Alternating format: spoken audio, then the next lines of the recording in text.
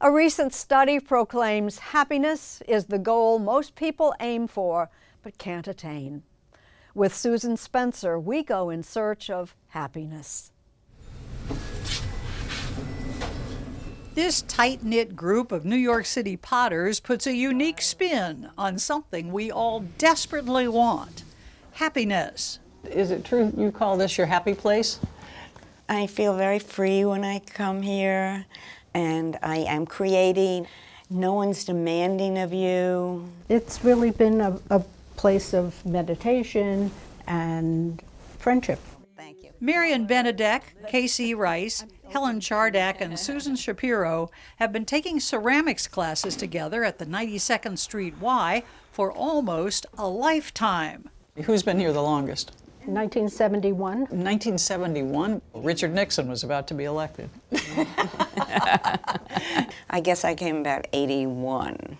I've been doing ceramics probably since 1995. I retired in 2000, so I guess 2001. I'm the oldest one here, and I'm the most newbie with regard to clay.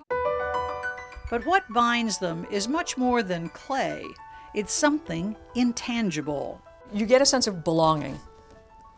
And in the belonging, there's security, there's intimacy, there's shared experiences. We met 4 women who for decades have done ceramics together. They call this their happy place. Is that happiness? It could be happy in the moment-to-moment sense. It could also be meaningful if they feel like they are connected to these other people. Boston area psychiatrist Robert Waldinger says there is a formula for happiness, and he's happy to share it. Happiness falls into 2 main categories. One is that experience of being happy right now. Am I happy talking to you? And yes, I am. And in another hour or so, something annoying might happen and I won't be happy. You might right? still be talking to me. Right. Yeah. Then there is a more enduring kind of happiness. Basically, the feeling that life is meaningful, that life is worthwhile. What keeps us healthy and happy as we go through life? Dr. Waldinger, whose Happiness TED Talk has been viewed some 44 million times, heads up the longest study ever on happiness. So what do we have in here? This is our data room. This is where we keep the hundreds of thousands of pages of information. These are all the people who participated in this study. Over 84 years. Participants in Harvard's study of adult development have been answering questionnaires since 1938. Today, the project includes their children. Questions are on everything from sleep to sex to coffee consumption and well beyond. Has anybody famous been in your study? Yes, and I can tell you about them because it's already public knowledge. Otherwise, we keep the identities confidential. But it's John F. Kennedy. Was in the happiness study? He was in this study. And Ben Bradley, editor of the Washington Post. And what do we know about their states of mind from this? I can't tell you. Why is this so secret? It's secret because we ask people to tell us very personal things about their lives. And in exchange, we promise them privacy and confidentiality.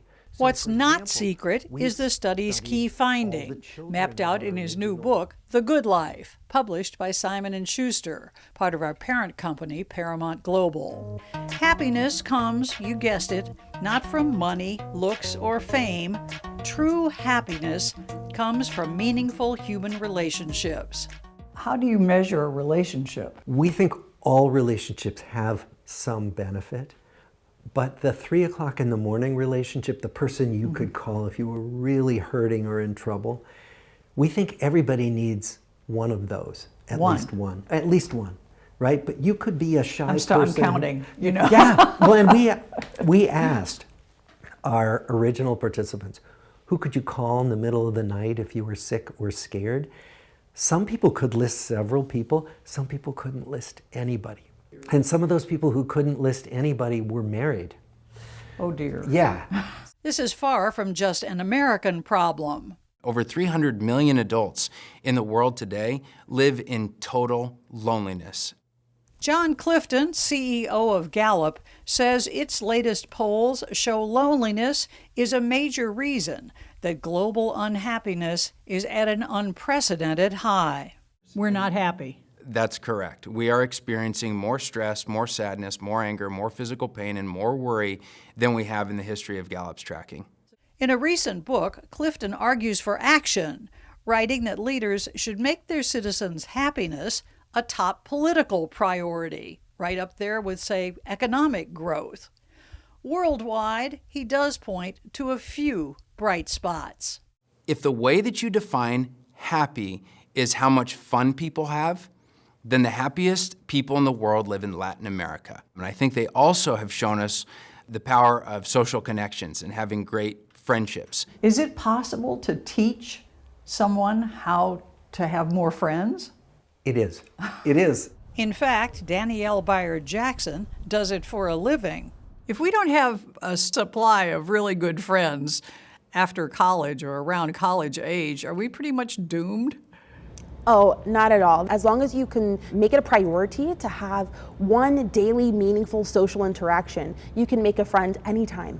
Jackson is a professional friendship coach. She says relationships can take a lot of work and even more time.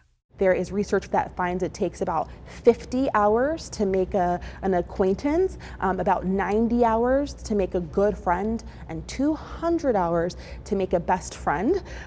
So we've got to clock those hours. And as these four friends happily will tell you, it's well worth it. Can you imagine just suddenly not having this happy place? No. No. No, it would be a huge hole Really? in my life.